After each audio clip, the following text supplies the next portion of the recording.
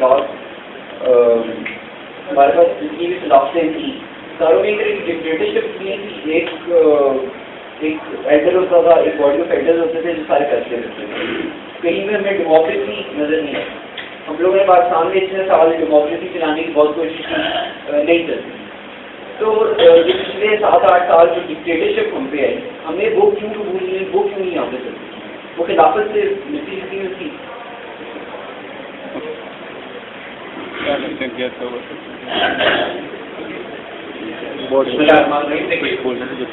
عام طور پہ تصور یہ دیا جاتا ہے کہ ملک میں ہمارے پاس یا دنیا میں ہمارے پاس صرف 2 ہی نظام, کیپٹلزم ہوگا یا کمیونزم ہوگا. پوری دنیا 90 سال تک 2 بلاک میں تقسیم رہی, کچھ کیپٹلسٹ ملک تھے, کچھ کمیونسٹ ملک تھے. پھر کہا جاتا ہے کہ نظام حکومت بھی 2 طرح کے ہیں, یا ڈکٹیٹرشپ ہے یا ڈیموکریسی. علامہ اقبال نے اس کے درمیان ایک تیسرا راستہ دیا, اور دوسرا راستہ جو لفظ reconstruction of religious form of Islam کے اندر وہ بات کرتے ہیں جس صبر کی, اس کو روحانی جمہوریت یا اسپرچل ڈیموکریسی کہا. کوئی دنیا کا پولیٹیکل اینالسٹ اس ٹرم کو استعمال نہیں کرتا. کوئی پاکستان کی سیاسی جماعت, کوئی سیاسی سربراہ کیونکہ پڑھی نہیں کبھی اقبال کو استعمال کیا کرے گی. روحانی جمہوریت کا مطلب یہ ہے کہ ایسی ڈیموکریسی, یا اس کے مقابلے میں اقبال نے جو دوسرا تصور کیا ہے وہ جنیدی اور ارشیری کو اکٹھے کرنے کی بات کی. دیکھیے ارشیر ایران کا ایک بہت طاقتور بادشاہ تھا, جس کا مطلب ہے یعنی پولیٹیکل اور ملٹری پاور اس کے پاس ڈکٹیٹر. لیکن ایسا ڈکٹیٹر جس کے وجود میں جنیدی ہے, جنید بغدادی کی روحانیت جس کے وجود میں شامل ہے, یا ایسی ڈیموکریسی جو اسپرچل ہے, جو روحانیت ہے جس کے اندر. اس قسم کا کوئی سیٹ اپ ایران نے اپنے لیے تیسرا نظام بہتر قائم کیا ہے اپنی پسند کے مطابق. کرتے وہ یہ ہے کہ ایرانی ایک گارڈین کونسل انہوں نے بنا دیا, ایک ایلڈر کونسل آف ایلڈرز بنائی ہے, جس کا کام یہ ہے کہ وہ تمام لوگ جو ایرانی صدر بننے کے لیے اپلیکیشن دیتے ہیں ان کی جان پٹک کرتی ہے, جانچ پڑتال کرتی ہے, ان کا پورا بایوڈیٹا پوری زندگی کو دھیر کے رکھتے تھے, اور یہ دیکھتے ہیں کہ ہماری پوری ایرانی قوم میں سب سے اعلیٰ ترین افراد کون ہوتے ہیں, اور جو ان کو اپنی قوم کے اعلیٰ ترین افراد نظر آتے ہیں بہترین ہر لحاظ سے, جو ان کے مطابق تمام اسٹینڈرڈ پورے کرتے ہوں, ان میں سے 5-6 کو کہتے ہیں کہ پوری قوم سے ان 5-6 میں سے جس کو چاہو صدر بناؤ. یہ جمہوریت بھی ہے, پوری قوم ووٹ دیتی ہے اس میں, لیکن یہ روحانی جمہوریت ہے ٹو این ایکسٹینٹ کہ اس کے اندر 10% نہیں بن سکتے صدر کبھی. کہ ہمارے ملک کے بدترین ناپاک اور پلیت کو اس جمہوریت سے صدر بنتے ہیں. لہذا ہمیں وہ تیسرا نظام چاہیے, اور یہی خلافت کا طریقہ بھی ہے. کیونکہ اب خلافت کے حوالے سے بات آپ نے کہی, بنو امیہ, بنو عباس اور خلافت عثمانیہ کی بات چلتے رہے. خلافت 3 بڑی طاقتوں کا مرکز ہوتا ہے جس کو خلافت راستہ کہتے ہیں. جب پولیٹیکل پاور, ریلیجس پاور اور اسپرچل پاور ایک مرکز پر آ جائے اس کو خلافت راستہ کہتے ہیں. جو خلیفہ ہے وہ سیاسی سربراہ بھی ہے, دینی سربراہ بھی ہے, روحانی سربراہ بھی ہے. خلافت راستہ کے بعد یہ تینوں طاقتیں بکھر گئی. جو روحانی فورسز ہیں, جو روحانی طاقتیں ہیں, وہ سلاسل میں چلی گئی. حسن بصری, جنید بغدادی, شیخ عبد القادر جیلانی, یہ سلسلے پر چلی گئی.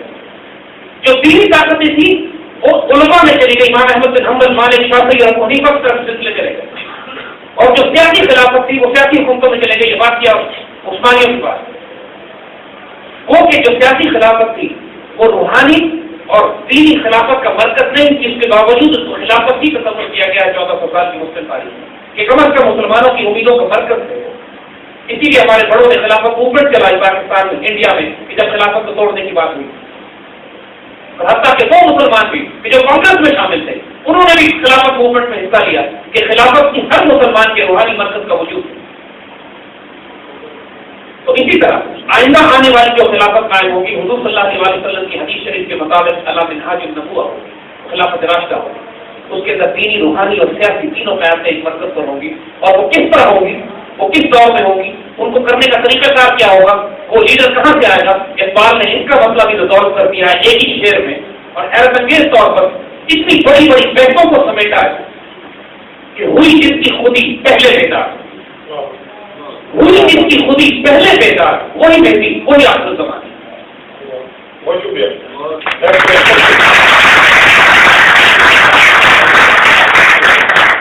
کا جو شعر جس میں سارا خلاصہ موجود تھا نامی صاحب نے وہی بیان کر کے آپ نے اس کا نا آپ سے کریں.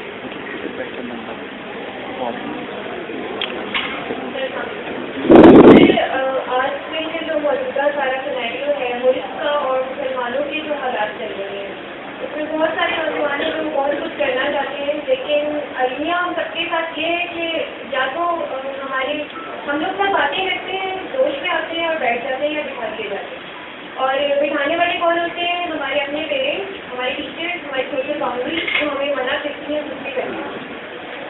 تو میں آپ سے یہ پوچھنا چاہوں گی کہ اس پریزنٹ سینیریو میں ہم لوگوں کی کیا ذمہ داری ہے اور ہمیں کس طریقے سے جو ہے وہ اسٹیپ ہیڈ لینا چاہیے۔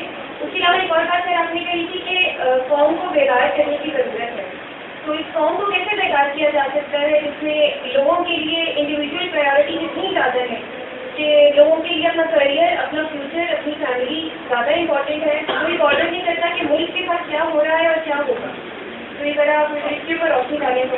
سر دو کوشچن ہے اس میں، ایک تو مس ثنا نے یہ پوچھا ہے کہ ترجیحات ہم نے کس طرح مرتب کرنی ہے، اور دوسرا ذات فرق سے نکل کر معاشرے پر بات، دو کوشچن ہیں ان کا الگ الگ آنسر۔ بیٹا دیکھو اس کا سمپل کانسیپچل پلین پہ ایک بات کرتے ہیں، ہر فرد، علامہ اقبال نے کہا کہ ہر فرد ہے ملت کے مقدر کا کردار، آپ میں سے ایک ایک بچہ قوم کی تاریخ تبدیل کرنے کی صلاحیت رکھتا ہے اپنے وجود میں، لیکن اس کی شرط وہ لگاتے ہیں کہ صداقت کے لیے اگر مرنے کی تڑپ ہو تو پہلے اپنے بہتر خاکی میں جان پیدا کرو، پہلے اس قابل اپنے آپ کو بتاؤ کہ جو ٹیمپٹیشن ہیں، لالچیں ہیں، ڈیزائر ہیں، گریڈ ہے، حسد ہے، کینہ ہے، دوسری ہے، بغیرتی ہے، بے شرمی ہے، یہ ساری کوالٹیز جو انسان کے اپنے وجود میں ہوتی ہیں، اس پر تو قابو پاؤ نا پہلے۔ جو بات ہم نے پہلے کہی تھی، کار نبوت شروع کرنے سے پہلے کردار آپ کا اتنا صاف ہونا چاہیے کہ دشمن گواہی دے کہ صادق اور امین آپ، صداقت اور ایمانت کی صادق اور امین کا خطاب حضور کافروں نے دیا، مسلمانوں نے تو نہیں دیا۔ تاریخ یاد ہے نا آپ کو، نبوت سے پہلے صادق اور امین کہلاتے ہیں۔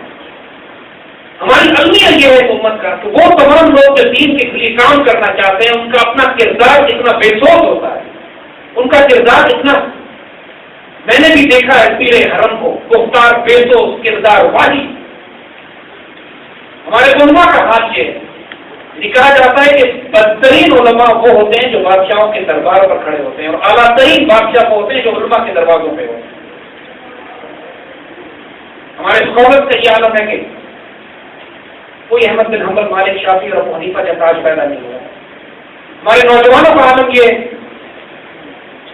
کہ شمشیر حسن افضل، ہمارے آباء و اجداد کے ساتھ تعاون و رباط آخر ہماری قوم میں یہ ساری مشکلات ہیں، دقتیں ہم جانتے ہیں اس بات کو، لیکن اسی قوم کو یہ مسائل اس وقت بھی تھے جب اقبال نے اپنے کلام اور اپنے مشن کا آغاز کیا، اور ہمارے بڑوں نے اسی کلام کو سن کر وہ پیٹر حقیق و طلب ابھر گئی تھی وہ آج کہ ناممکنات میں سے جنہوں نے پاکستان حاصل کیا۔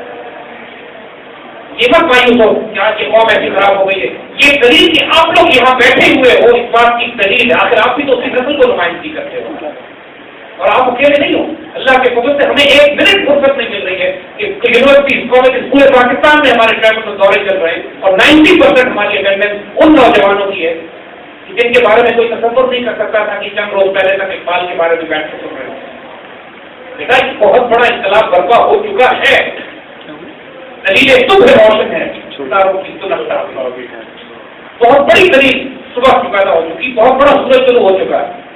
آپ اس وقت اللہ نے کرم یہ کر دیا ہے کہ چھوٹی بات کرو گی وہ بڑی برکت ڈالے گا، کرو تو صحیح، کوشش تو کرو، اور سب سے بڑھ کر اپنی ذات سے تبدیل لاؤ، اور اس کے بعد اقبال کو اپنے معاشرے میں، اپنے ماحول میں، اپنے اطراف میں زندہ کرو۔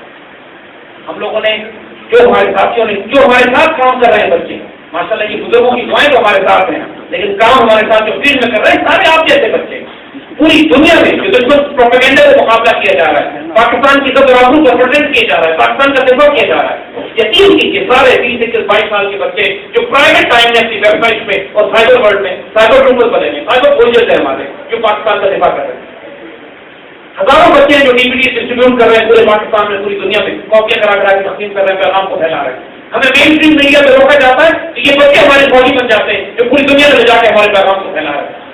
بہت کچھ کر سکتے ہیں، بہت زیادہ کچھ کر سکتے ہیں، پوری دنیا کے اربوں ڈالر کو خرچ کر رہے ہیں جھوٹ بول کے، ڈس انفارمیشن پھیلا کے، پروپیگنڈا کر کے، اور چند بچے صرف اللہ کی محبت سے، پاکستان کی محبت سے، جنون اور عشق کے ساتھ اس سارے پروپیگنڈا کو ہوا میں اڑا کے رکھ سکتے ہیں، اپنے آپ کو کبھی کمزور نہیں سمجھتے۔